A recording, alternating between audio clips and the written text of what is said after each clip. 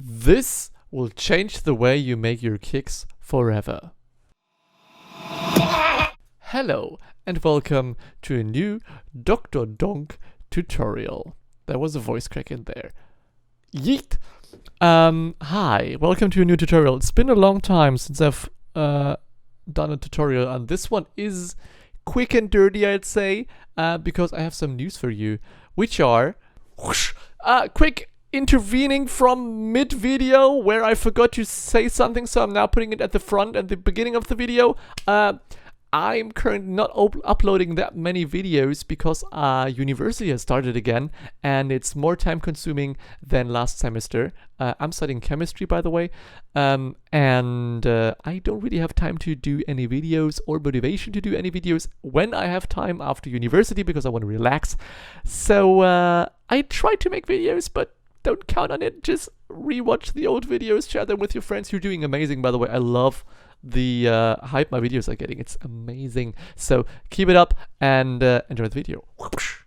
I kinda tried to remake Filter Bank in Patcher with FL stock plugins, and I'm gonna walk you through how I did it. First of all, I'm going to show you how it sounds like, of course, because I know many of you doesn't even care how it works, so you can just hear it.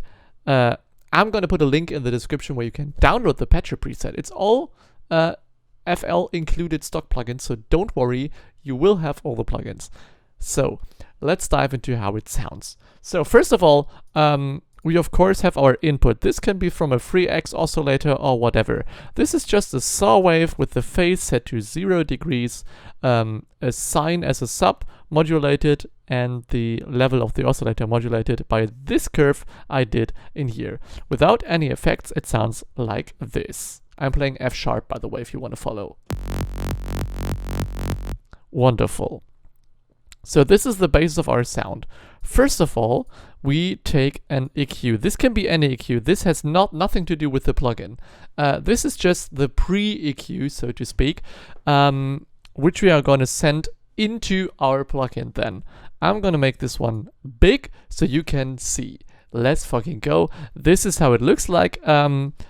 The amount of bass you add here, where you put your little notch, if you put a little notch there, how wide, how small, I don't care how wide or small this is, and where this peak is, or how many peaks and where they are located, I don't care. You can mess around with this. It does affect the sound going into the filter bank, of course, or the filter bank. Let's call it the FLter bank. Came up with the name on the spot. Let's go. This is how it sounds through the EQ. This can be very harsh. So we give it a nice little bass boost right here. A little notch, which doesn't really affect the sound that much. I just do it because I'm used to doing it. And this one,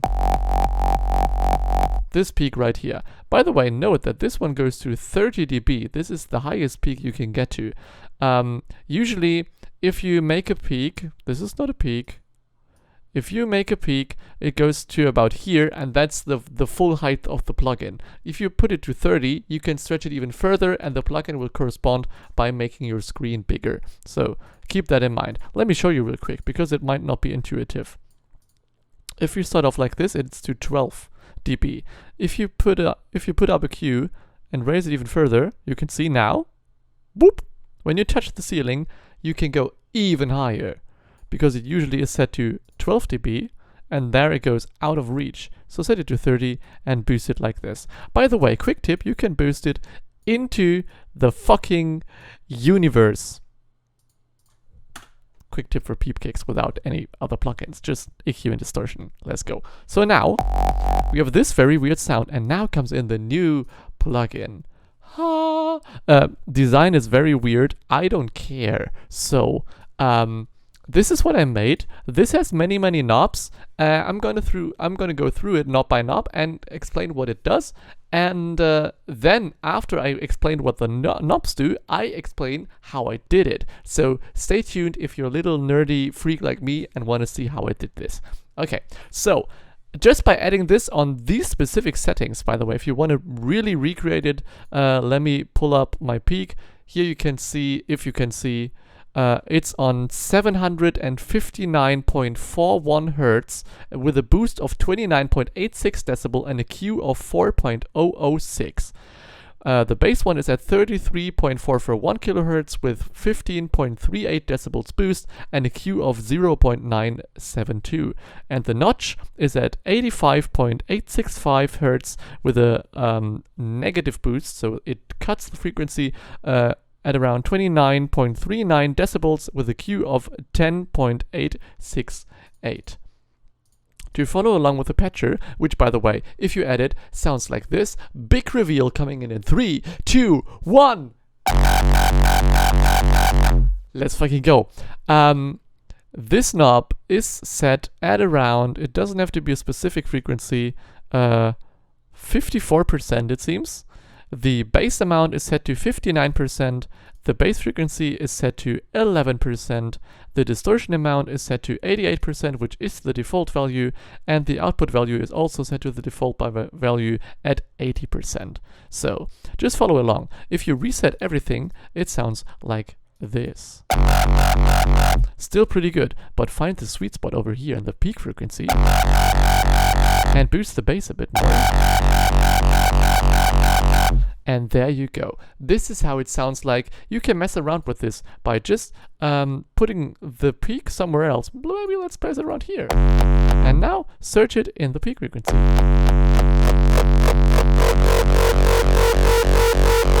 Woo! Let's go!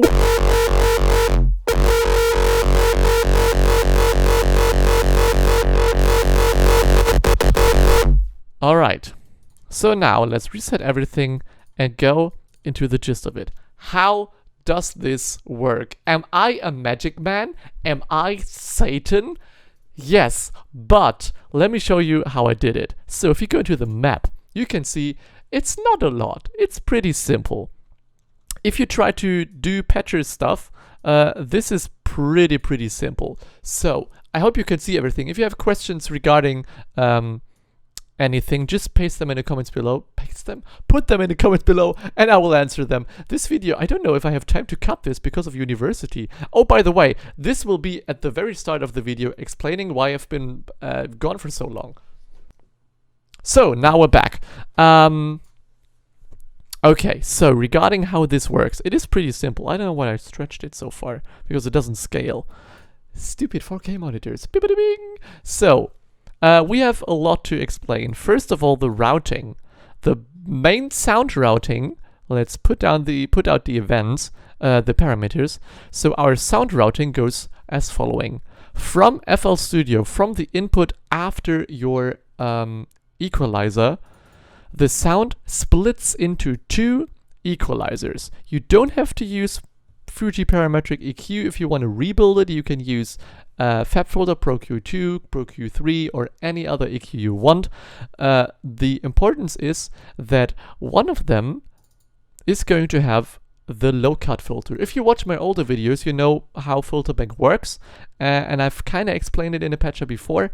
So this is a low cut, or a low pass, not a low cut, a low pass. Low pass, by the way, means that it lets the low end pass through the filter. A low cut would be a high pass because it lets the highs pass through and cuts the lows.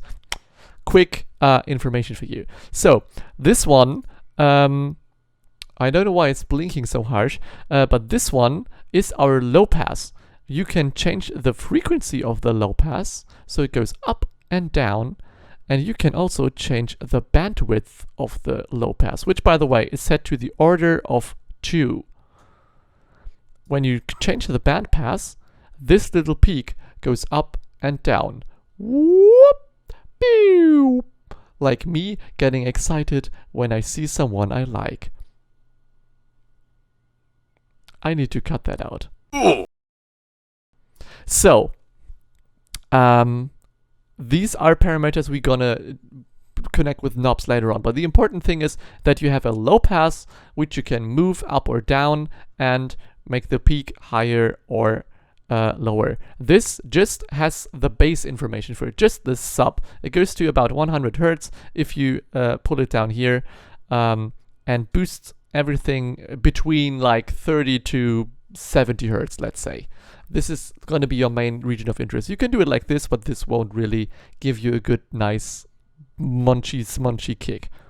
So this is the important thing here. Now, parallel to that, we have this one, which is just a big old boosted bandpass.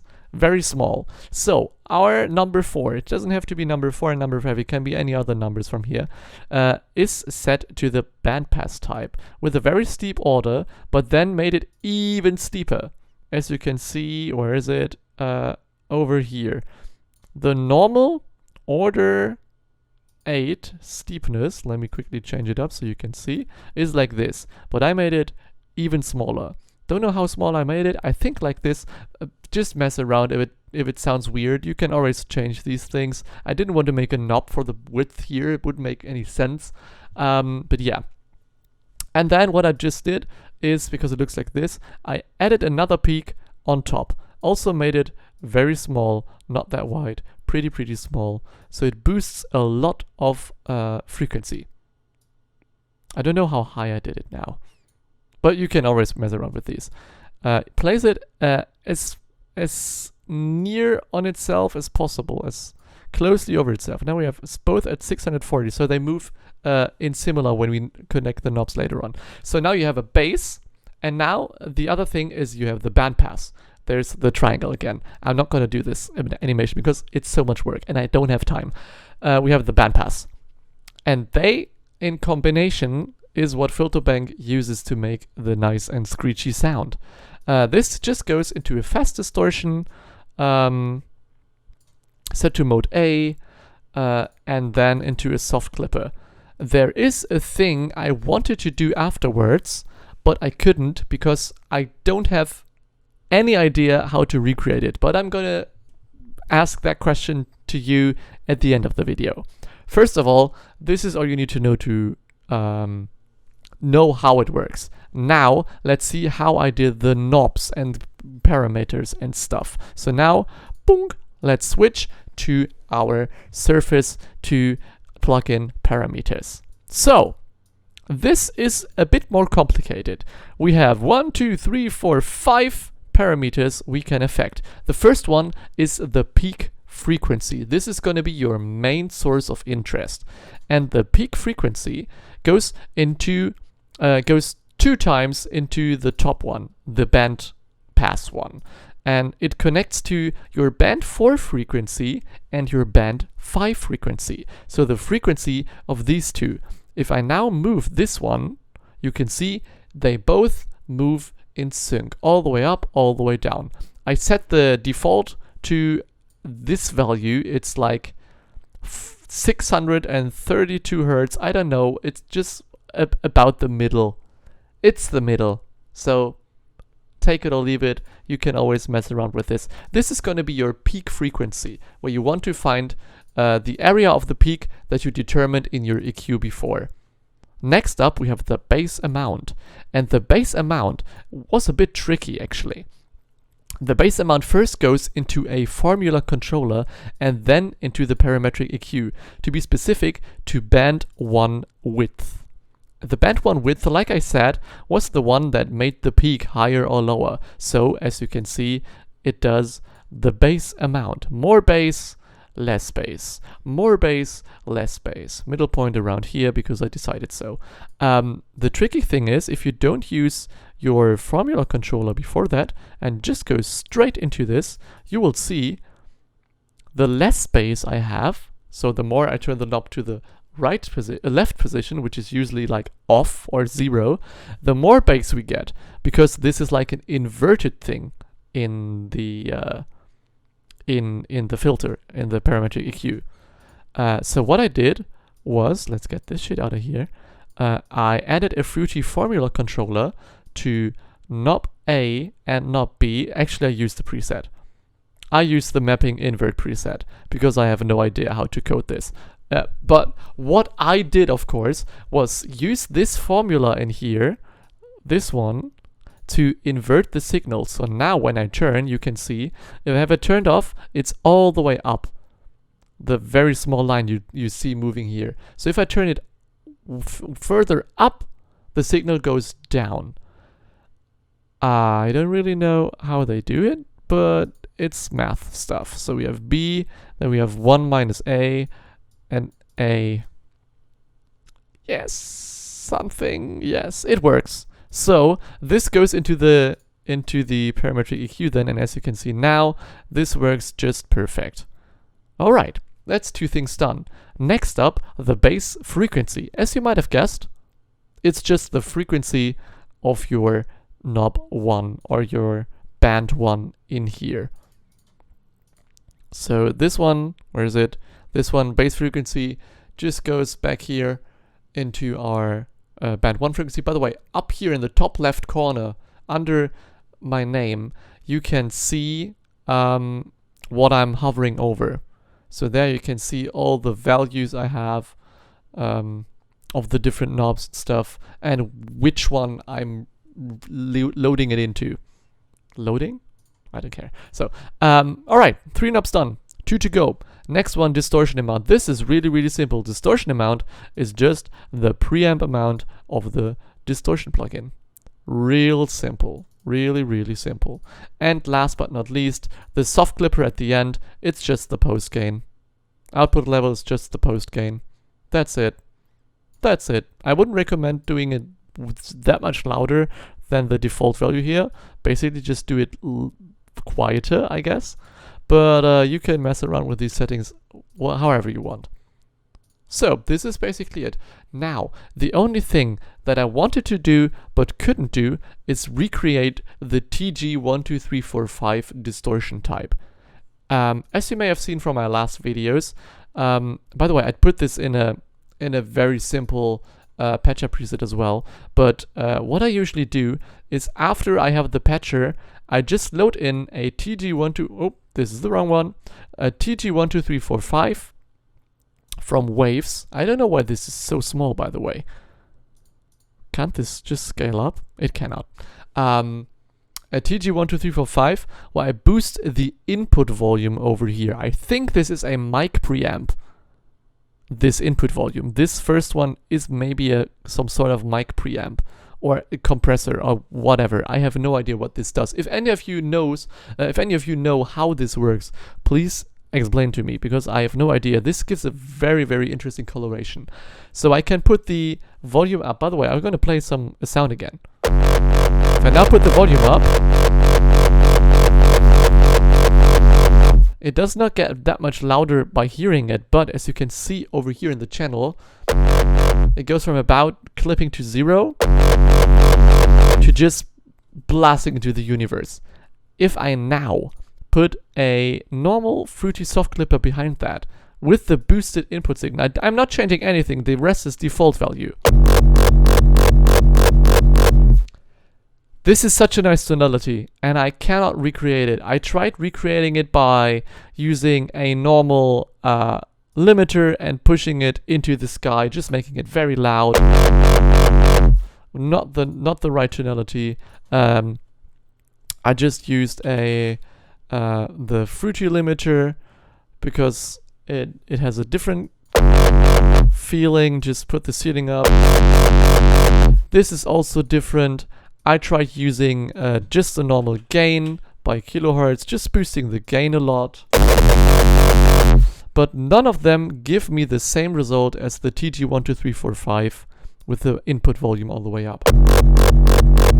It adds such a weird tonality where it boosts, I think it boosts the bass a bit more, so it overclips so much that basically like the mids are cut out a bit because all the muddy stuff is gone.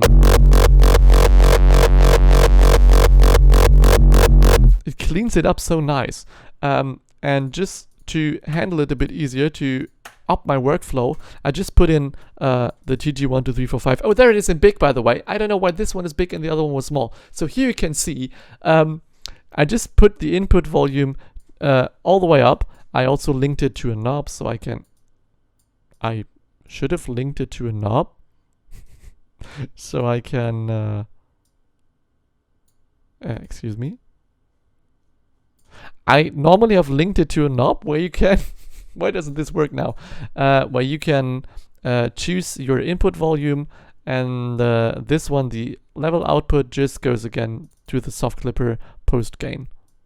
This doesn't work as well. Oh, I have it turned off. Maybe that's the reason why. Please tell me this works now. Then I feel stupid. Oh, it works now. See? Doobity boopity boopity boop. Alright, so like I said, I have no idea why this works. But this is like the special sauce to my kicks. And without it, it sounds really good. But this one just gives it the edge, especially if you use a higher peak frequency, like up here somewhere.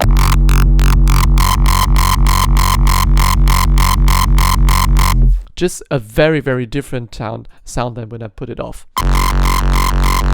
So if any of you knows, if any of you guys know how to recreate this, I'd be happy to share a full-on one-patcher, everything in it, VST preset thing, where you just have to load it in, and that's the perfect kickmaker for you.